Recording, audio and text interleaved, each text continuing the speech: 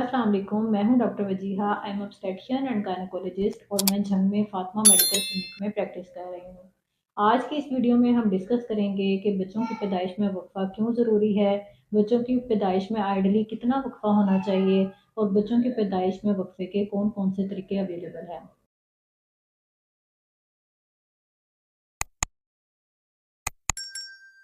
बच्चों की पैदाइश में वक्फा करने से एक तो आप अनप्लान्ड प्रेगनेंसीज और हमल की पेचीदगियों से बच सकते हैं। दूसरा, आप अपने इकोनॉमिकल स्टेटस को देखते हुए अपनी फैमिली प्लान करें और अपने बच्चों की बेहतरीन तरबियत करके उनको माशरे का बेहतरीन फ़र्द बनाएं। तीसरा, इससे माँ और बच्चे दोनों की सेहत पर अच्छा असर पड़ता है। जब एक माँ वो एक बच्चे को जन्म देती है तो उसके जिस्म से तमाम एसेंशियल न्यूट्रिएंट्स की कमी हो जाती है। तो जब नेक्स्ट बच्चा भी अगर साथ ही आप प्लान कर लेती हैं तो उससे क्या होगा कि माँ की सेहत मज़ीद डाउन हो जाएगी और अगर माँ की सेहत डाउन होती है तो उससे पूरे घर पर असर पड़ता है। बच्चों की पैदाइश में वक़्फ़ा कितना होना चाहिए? तो आइडियली तो बच्चों की पैदाइश में 2 से 3 साल का वक़्फ़ा लाज़मी होना चाहिए ताकि नेक्स्ट बेबी प्लान करने से पहले माँ की सेहत रिकवर हो सके।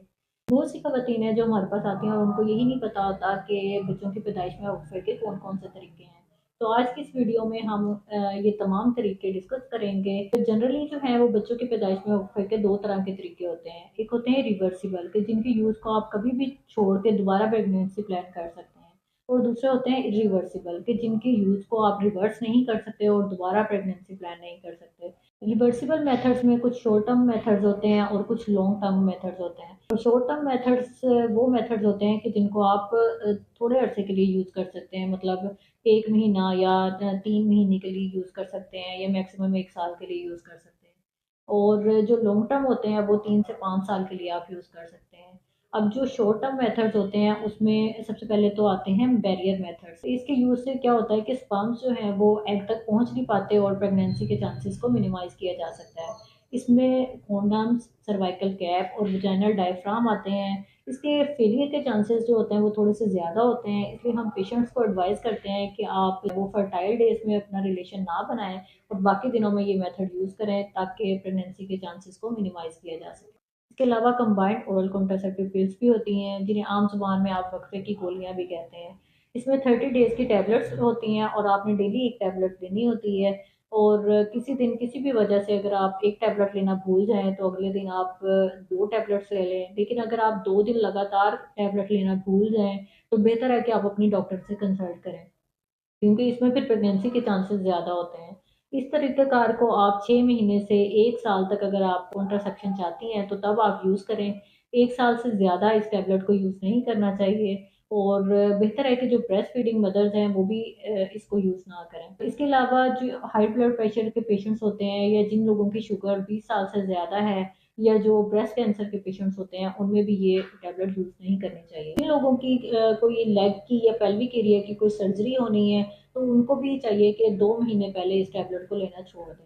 इसके अलावा प्रोजेस्टेरोन ओनली पिल्स होती हैं। इन टैबलेट्स को आपने 21 दिन खाकर 7 दिन के लिए छोड़ देना होता है और इन 7 दिनों में फिर आपको पीरियड्स आ जाते हैं। और इन टैबलेट्स का फ़ायदा ये है कि इनको आप ब्रेस्ट फीडिंग मदर्स में भी यूज़ कर सकते हैं और हाई ब्लड प्रेशर और शुगर के पेशेंट्स में भी ईज़िली यूज़ कर सकते हैं। इसके अलावा हार्मोनल पैच होता है, वो आपने वीकली यूज़ करना होता है और मंथ में 3 वीक्स आपने ये पैच यूज़ करना होता है और 1 वीक पैच यूज़ नहीं करना और इस वीक में आपको फिर पीरियड्स आ जाते हैं।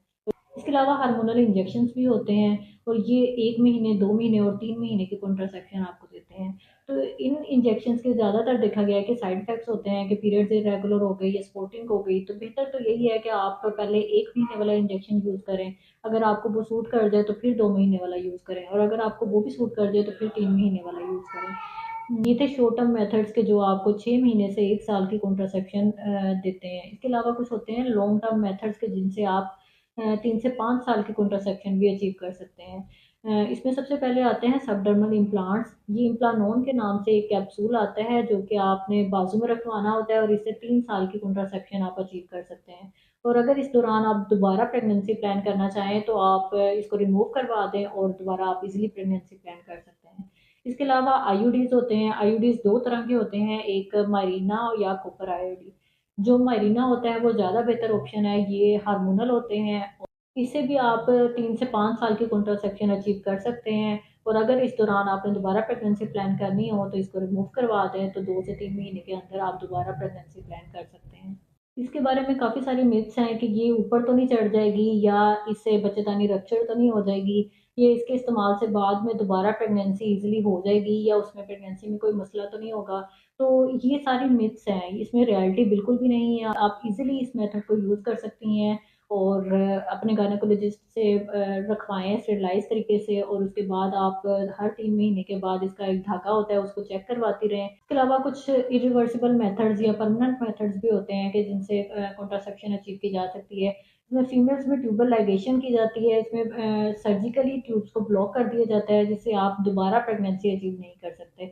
और ये उन ख़वातीन को ये तरीक़ाकार इंट्रोड्यूस करवाया जाता है कि जिनमें कोई हेल्थ इश्यू हो या जिनकी फैमिली कंप्लीट हो।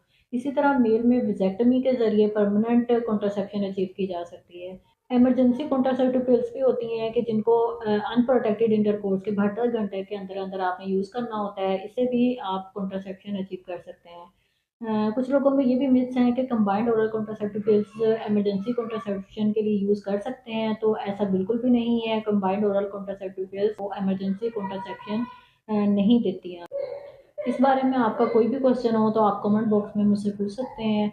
और अगर आज की वीडियो आपको इन्फॉर्मेटिव लगी हो और कुछ हेल्पफुल हुई हो तो please like share and subscribe my channel. अपना बहुत सारा ख्याल रखिएगा और दुआ में याद रखिएगा। अल्लाह हाफ़िज़।